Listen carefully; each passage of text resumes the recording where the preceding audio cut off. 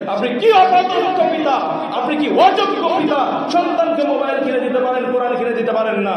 সন্তানকে মোবাইল কিনে দিতে পারেন, পাপের আখড়া করে খুলে দিতে পারেন, কিন্তু সে সন্তানের জন্য আপনি একটা ইসলামিক বই কিনে নিয়ে এসে তাকে দিতে পারেন না। সন্তান তুমি পড়ো, সালাতুর রাসূলের মতো একটা বই নিয়ে এসে দিতে পারেন না, উপদেশমূলক কোন বই নিয়ে এসে দিতে পারেন না, ইসলামিক কোন বই কিনে দিতে পারেন। আপনি কি ধরনের অপদার্থ পিতা।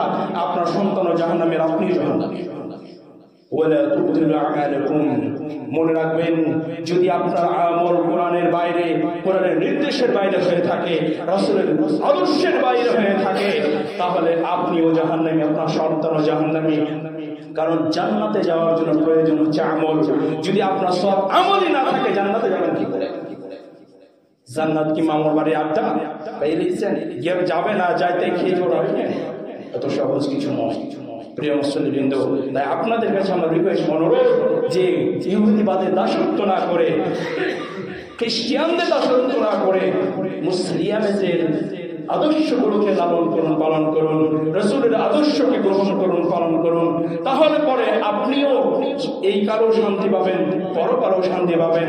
আপনার ছেলেকে আজকে যদি ক্লাস 9-এ পড়ে, 10-এ পড়ে, সে সন্তানকে যদি ওযু ভঙ্গের কারণ সমূহ ধরা হয়, নামাজ ভঙ্গের কারণ সমূহ ধরা হয়, নামাজের ওয়াজিব সমূহ ধরা হয়, নামাজের মধ্যে কি কি কাজ করলে এবার সালাতটাই নষ্ট হয়ে যাবে, এইসব কাজে বা কারণ যদি ধরা হয়, আপনার ছেলে কিছু দিতে পারে না, কিছুই পারে না।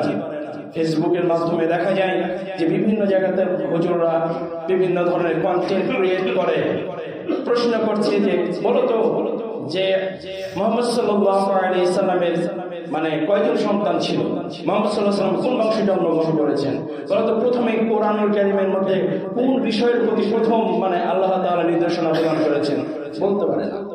অনেক নবীর নামই বলতে পারে না। কি অযোগ্য সন্তান তৈরি করছেন। স্কুল কলেজ ইউনিভার্সিটিতে পড়িয়ে সে সন্তান যদি নামাজ ভঙ্গের কারণ বলতে না পারে, ঈমান ভঙ্গের কারণ বলতে না পারে, তাহলে সেই সন্তানকে মানুষ করছেন না, জাহান্নামের পরিমানুষ করছেন। কি মানুষ করেন আপনি? প্রিয় মুসলিমবৃন্দ, তাই আপনাদের কাছে রিকোয়েস্ট, সন্তানকে ডাক্তার বানান, সন্তানকে ইঞ্জিনিয়ার বানান, সন্তানকে নার্স বানান, যা কিছু বানান, কিন্তু ইসলামী শিক্ষা অবশ্যই দেবেন, ইসলামী শিক্ষা অবশ্যই দিবেন। আজকে ইসলামী শিক্ষা দেয় না বলে ডাক্তাররা হয়েছে কসাই, আজ ইসলামী শিক্ষা নাই বলে আইন আদালতের বিচারকরা হয়েছে কসাই, আজকে ইসলামী শিক্ষা নাই বলে রন্তে লেভেল বাই লেভেল করাপ্টেড ঢুকে গিয়েছে, দুর্নীতি ঢুকে গিয়েছে, মানুষ ঘুষ খাইতে দ্বিধাবোধ করে না। কেন? ইসলামী জ্ঞান নেই। ইসলাম তাকে কি ইনস্ট্রাকশন করে, কোরআন কি তাকে নির্দেশনা প্রদান করে, সুদ খাইলে কি হবে, ঘুষ খাইলে কি হবে, মানুষকে কষ্ট দিয়ে চাহিদার অতিরিক্ত সম্পদ চাইলে কি হবে, এ বিষয়ের প্রতি জ্ঞান দেওয়া হয় নাই। তাই আপনার সন্তান ডাকাত হয়েছে, আপনার সন্তান আজকে কসায়ে পরিণত হয়েছে। কি শিক্ষা দিচ্ছেন সন্তানদেরকে? কি ধরনের পিতা আপনি? কি ধরনের আমি পিতা? আমার সন্তানকে ইসলামী শিক্ষায় শিক্ষিত করতে পারি না। এইভাবে ঈমান রাখবেন? এইভাবে ঈমান রাখা যাবে? প্রিয় মুসলিমবৃন্দ, তাই ঈমানের পুঁজিকে সক্রিয় করুন। আল্লাহ তাআলার দাসত্ব করার মাধ্যমে, আল্লাহ তাআলার হুকুম পালনের মাধ্যমে কোন গোমরাহী ব্যক্তির পিছনে ছুটে নয়। আমরা আজকে যারা ইসলাম পছন্দ করে না, ইসলামকে প্রতিষ্ঠা করতে চায় না, ইসলামী আইন বিধান নিয়ম কানুন দেশে প্রতিষ্ঠিত হোক, সেই ইসলাম দ্বারা দেশ শাসিত হোক, যারা চায় না তাদের দাসত্ব। আমরা ইসলাম বিরোধীদের দাসত্ব। আল্লাহ তাআলা বলছেন, ইন্নাল্লাযীনা কাফারু, নিশ্চয় যারা কাফির, নিশ্চয় যারা কাফির, নিশ্চয় যারা কাফির, ওয়া সাদ্দু আন সাবিলিল্লাহ, তারা আল্লাহ তাআলার পথে বাধাগ্রস্ত করে, আল্লাহর পথকে সংকীর্ণ করে দেয়। সংকীর্ণ কিভাবে? আপনি আমি বলছি সংকীর্ণ। আমরা ইসলামী শিক্ষার প্রতি অত মনোযোগ নাই, হাই স্কুলে পাঠানোর জন্য খুব তাড়াহুড়া, সন্তানকে ইসলাম শিক্ষার জন্য মাদ্রাসায় ভর্তি করার জন্য কোনো ধরনের মানে কোনো গুরুত্বই নাই। আমার সন্তানকে কেজি স্কুলে ভর্তি করার জন্য খুব তাড়া। কি অবস্থা আপনারা, কি অবস্থা! এইভাবে ইসলামকে রুদ্ধ করা হচ্ছে। যে সমস্ত প্রতিষ্ঠানে কোরআন এবং হাদিসের কোনো চর্চা করানো হয় না, রাসূলের আদর্শ শিক্ষা দেওয়া হয় না, সেই সমস্ত প্রতিষ্ঠানের সন্তানদেরকে ওয়াদের ঢেউয়ের আকারে ভর্তি করার মানে হলো ইসলামকে রুদ্ধ করা। আপনি এইভাবে ইসলাম নষ্ট করছেন, এইভাবে ইসলামকে রুদ্ধ করছেন। আজকে মাদ্রাসাতে 100 জন ছাত্র থাকলে হাই স্কুলে 5 জন ছাত্র থাকবে, সেখানে হাই স্কুলে থাকে 100 জন আর থাকে মাদ্রাসাতে 5 জন। এই নিয়ম নীতি, এই বৈষম্যতা ইসলামের সাথে কেন করা হয়েছে? আপনি কি শিক্ষা নিয়ে বড় হয়েছেন? আপনার পিতা কি শিক্ষা দিয়েছে? আপনার হুজুর কি শিক্ষা দিয়েছে? মৌলবী কি শিক্ষা দিয়েছে? এই সমস্ত মৌলবী, যে সমস্ত মৌলবীরা কোরআন এবং হাদিসের প্রকৃত কথা বলে মানুষকে নির্দেশনা দেয় না, সেই সমস্ত মৌলবীদেরকে তো আল্লাহ প্রথমে জাহান্নামে দেবে। হুজুর হয়েছে সেই জন্য সে জান্নাত কিনে নিয়েছে, মৌলবী হয়েছে সেই জন্য সে জান্নাত কিনে নিয়েছে, বড় মাওলানা হয়েছে ওই জন্য সে জান্নাত কিনে নিয়েছে নাকি? আমি হুজুর হয়েছি জান্নাত কিনে নিয়েছি? অত সহজ নয়। যারা দাঈ আল্লাহ, তাদেরকে সঠিক ইসলাম প্রচার করতে হবে। প্রিয় মুসলিম, এরপর আল্লাহ তাআলা বলছেন, যদি এমনটি করে থাকে তার ইসলামকে প্রসারিত হোক, ইসলাম প্রমোটেড হোক, ইসলাম বিস্তার লাভ করুক সমাজে, বাড়ি থেকে শুরু করে, সমাজ থেকে শুরু করে, জেলা উপজেলা থেকে শুরু করে, বিভাগ থেকে রাষ্ট্র পর্যন্ত যারা ইসলাম প্রসারিত করার কাজে নিয়োজিত করে না, অতঃপর তারা যদি মারা যায় তাহলে তার কাফেরিয়াতের উপরে মারা যাবে। কিসের উপরে? কাফের হয়ে মারা যাবে। তাহলে আপনার সন্তানকে যদি আপনি কোরআন শিক্ষার প্রতি আগ্রহ করে না থাকেন, আপনার সন্তানকে রাসূলের হাদিস শিক্ষার ব্যাপারে আগ্রহ করে না থাকেন, তাহলে আপনার জন্য আল্লাহ বলছেন আপনি মৃত্যুবরণ করবেন কাফের অবস্থায়, আপনার মৃত্যু হবে কাফের অবস্থায়। ফামান ইয়াগফিরুল্লাহু লাহুম, এবং আল্লাহ তাআলা আপনাকে ক্ষমা করবেন। আল্লাহ তাআলা আপনার জন্য ক্ষমার দরজা বন্ধ করবেন, ক্ষমার দরজা বন্ধ করবেন। তাই ইস্তেগফার করুন, আল্লাহর কাছে ক্ষমা চান, অনুশোচনা হন। হয়তো সে জ্ঞান আপনার মুখে আসেনি, আপনি বুঝেননি, কিন্তু এখন আলোচনা থেকে যতটুকু মানুষ এখানে উপস্থিত আছেন, প্রত্যেকটা মানুষকে আল্লাহ তাআলা কিয়ামতের ময়দানে জবাবদিহি করবেন। আজকের আলোচনা থেকে যতগুলো মানুষ এখানে বসে আছেন, যতগুলো মানুষ আমার এই কথা এবং আলোচনা শুনছেন, প্রত্যেকটা মানুষকে কিয়ামতের ময়দানে আল্লাহ জবাবদিহি করাবে।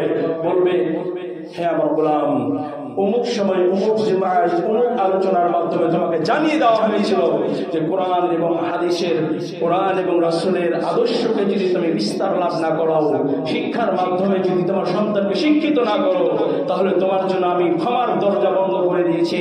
আমি তোমাকে কাফিরদের মৃত্যু দিব, তবুও তুমি শোনো নাই। তুমি জানার পরে, বুঝার পরে, আলোচনা দেখার শোনার পরে আমল করো নাই, তাই তোমার জাহান্নামে দিয়ে দিলাম। আমি তো আমার আলোচনা পেশ করছি, আশা করছি পালন করবো। প্রিয় মুসলিম, তাই নিজের আমলকে, আকীদাকে বরদ্দ করুন, ঈমানকে মজবুত করুন। ঈমান যদি মজবুত না হয় আল্লাহর কাছে কোনো দাম নেই। তাই ঈমান মজবুত হওয়ার কয়টি ওয়ে বললাম? দুটি ওয়ে। এক নম্বর ওয়ে হচ্ছে আল্লাহ সুবহানাহু ওয়া তাআলার হুকুম পালন, দুই নম্বর হচ্ছে রাসূলের অনুসরণ। এর বাইরে যত কাজ, সব কাজ যদি আপনি করেন তাহলে সবই নষ্ট, সবই ধ্বংস, আর এগুলো আপনাকে জাহান্নামে নিয়ে যাবে। ফেরেশতারা বলে, যাও জাহান্নামের দিকে যাও, তোমার স্থান জান্নাতে নয়। সে জান্নাতের দিকে যাওয়ার চেষ্টা করবে, তাকে ব্যাক করা হবে এবং বলা হবে তুমি জাহান্নামের দিকে যাও। প্রিয় মুসলিম, তো বলছিলাম যে ইমানের দুর্বলতা মানে কারণগুলো কি, আমাদের কেন ইমানের দুর্বলতা চলে আসে? ইমানের দুর্বলতা চলে আসার এক নাম্বার কারণ হচ্ছে ইমানি পরিবেশ থেকে দীর্ঘদিন থেকে নিজেকে দূরে রাখা। ইমানি পরিবেশ মানে যেখানে কোরআন চর্চা করা হয়, যেখানে হাদিস চর্চা করা হয়, সেখানে সময় না দিয়ে, সেই সময় সেই জায়গাতে না বসে, না উঠা বসা করে, আমরা এমন সময় এমন জায়গাতে উঠা বসা করি যেখানে গীবত হয়, যেখানে নেশা করবা, সিগারেট করবা, মানে কি বলবো, এক কথায় নেশা করবো। তারা যেখানে ধূমপান ছাড়ে সেখানে বসে বসে ধূমপান নিতে খুব ভালো লাগে, শ্রেণ নিতে খুব ভালো লাগে। আর ওইখানে কেউ গীবত হয়, যেমন চায়ের দোকান, যেমন চায়ের স্টল গুলোতে যেই পরিমাণ গীবত হয়, কারণ গীবত হবেই, কারণ চায়ের স্টল বাজারটা তো হলো শয়তানের বাড়ি।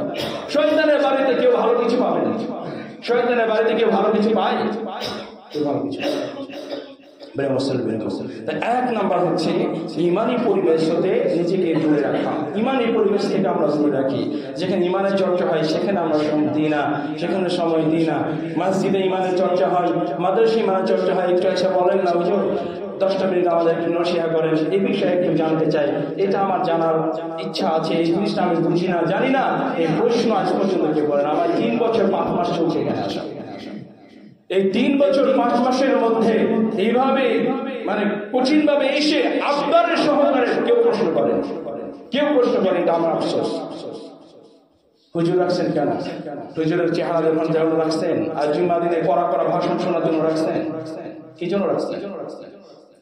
তাহলে ইমামের সাথে কানেক্টিভিটি নাই, কানেক্টিভিটি আছে শয়তানদের সাথে, মুনাফিকদের সাথে, কুফরিয়াতের সাথে, যারা শিরক করে তাদের সাথে। ইমামের সাথে মানুষ চলতে পারে না, ইমামদেরকে সহ্য করতে পারে না। তাহলে কার কাছে ইসলাম শিখবে? রাসূলের কাছে যদি সাহাবারা না যেত তারা কি ইসলাম শিখতে পারত? তো রাসূল নাই, রাসূলের ওয়ারিস কারা? আল্লাহর ওয়ারিস। তাহলে তাদের সাথে সম্পর্ক করতে হবে। 2 নাম্বার, সৎ ও অনুকরণযোগ্য ব্যক্তি থেকে দূরে থাকা। যারা সৎ ব্যক্তি, ভালো ব্যক্তি, তাদের কাছে কেউ যায় না, বলে এই বদমাইশ লোক। মানে ভালো ব্যক্তি খারাপ, আর যে দুনিয়ার খারাপ সেই ভালো। উল্টা আমরা পরিবেশ চলে গেছি। যারা নামাজ পড়ে তাদের সাথে সম্পর্ক নাই, যারা হজ করে তাদের সাথে সম্পর্ক নাই, যারা কোরআন প্রতিদিন কোরআন তেলাওয়াত করে তাদের সাথে কোনো সম্পর্ক নাই। সম্পর্ক খারাপ লোকের সাথে। কার সাথে? খারাপ লোকের সাথে।